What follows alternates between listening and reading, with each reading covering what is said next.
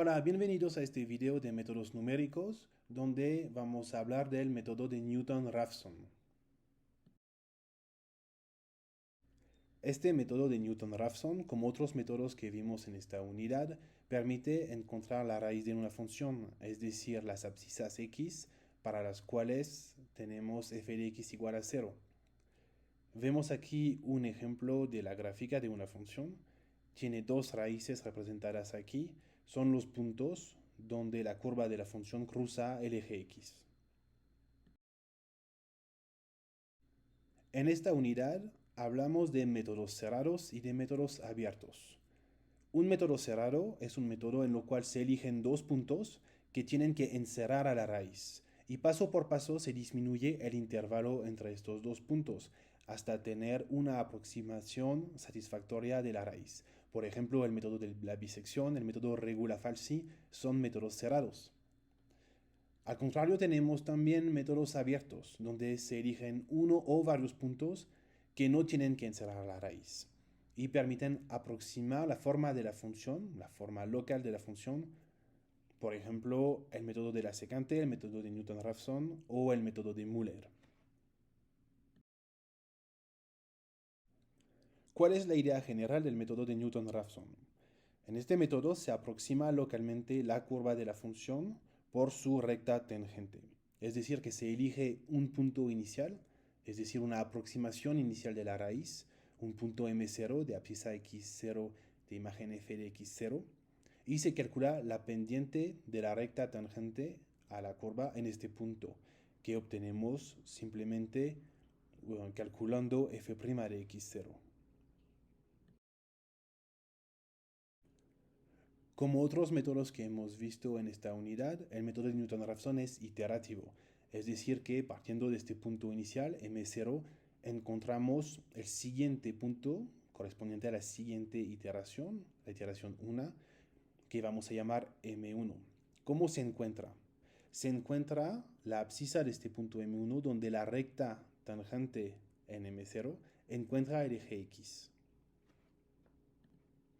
Para conocer esta abscisa x1, vemos que el punto M1 pertenece a la recta tangente. Entonces la pendiente de esta recta tangente se puede escribir también como P0 igual a f de x0 menos 0 sobre x0 menos x1. Sabiendo, como lo hemos dicho, que P0 es igual a f' de x0, podemos escribir directamente x1 igual a x0 menos f de x0 sobre f' de x0. Ahora que a partir del punto M0 hemos encontrado el punto M1, vamos a proceder de la misma manera para encontrar el punto M2. ¿Cómo lo hacemos? Pues calculamos la pendiente de la recta tangente en el punto M1, que vamos a escribir como P1 es igual a f' de x1, y donde esta recta tangente encuentra el eje x, encontramos la abscisa del punto M2 o x2. La fórmula nos da x2 igual a x1 menos f de x1 sobre f' de x1. Se repite este mismo proceso con la expresión de recurrencia xi igual a xi menos 1 menos f de xi menos 1 sobre f' de xi menos 1 hasta que el error relativo entre dos iteraciones sucesivas, dos aproximaciones sucesivas, sea más pequeño que un valor deseado, por ejemplo 1%. El número de iteraciones i necesarias para lograr este error relativo se llama la velocidad de convergencia. El valor final aproximado de la raíz es xi, que corresponde a esta iteración i. Finalmente vamos a estudiar la convergencia del método de Newton-Raphson. En este método, como lo dijimos, se obtiene una aproximación de la raíz en la iteración i más 1 a partir de la aproximación de la raíz en la iteración i, usando la fórmula de recurrencia xi más 1 igual a xi menos f de xi sobre f' de xi. Se dice que el método es convergente si conforme avanzamos en las iteraciones el error absoluto disminuye. Entonces vamos a comparar los errores absolutos para una iteración epsilon i más 1 y para la iteración anterior epsilon i. Para eso vamos a suponer que las aproximaciones de la raíz sucesivas son suficientemente cercas para que se pueda aproximar xi a partir de un polinomio de Taylor alrededor de la abscisa xi menos 1.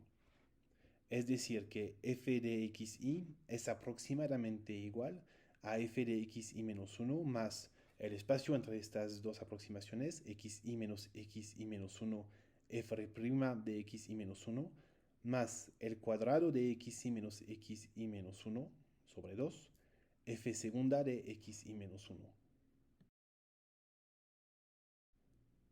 Dividiendo esta expresión por f' de xi, obtenemos la ecuación que escribimos aquí.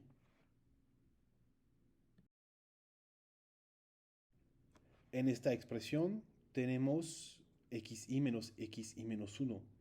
Esta expresión la conocemos gracias a la ecuación de recurrencia del método Newton-Raphson.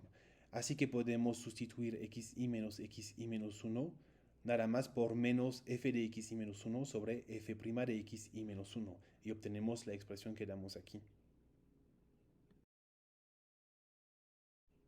Haciendo las simplificaciones adecuadas, llegamos a una expresión para f de xi sobre f' de xi.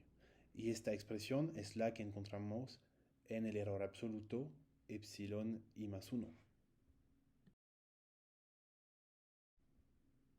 Sustituyendo la expresión que acabamos de encontrar en epsilon i más 1, surge un término f de xi menos 1 sobre f' de xi menos 1 al cuadrado. Y esto es exactamente la expresión de epsilon i, así que podemos sustituir epsilon i en la expresión de epsilon i más 1. Llegamos a una ecuación donde epsilon i más 1 es proporcional a epsilon i al cuadrado. Ahora nos toca tratar el término f segunda de xi menos 1 sobre f' de xi. Para eso vamos a hacer otra aproximación y vamos a suponer que alrededor de la raíz que buscamos, es decir, nuestra zona de trabajo, la variación de la función f es relativamente suave. Es decir, que podemos encontrar un número z tal que para todos los xi que vamos a construir con iteraciones sucesivas, f' de xi sea f' de z y f segunda de xi menos 1 sea aproximadamente f segunda de z. Haciendo la sustitución en la expresión de epsilon i más 1, llegamos a la última forma que nos da la convergencia del método de Newton-Raphson. Podemos hacer dos observaciones. La primera es que tenemos una condición de convergencia que es de tener a f segunda sobre 2f' más pequeño que 1 cerca de la raíz. Con esta condición el error absoluto disminuye a cada iteración y el método es convergente. Otra observación es que el error absoluto en la iteración i más 1 es proporcional al cuadrado del valor absoluto en la iteración i. Este comportamiento se le da un nombre, se llama convergencia cuadrática. Con estas últimas observaciones concluimos este video sobre el método de Newton-Raphson. Gracias por su atención.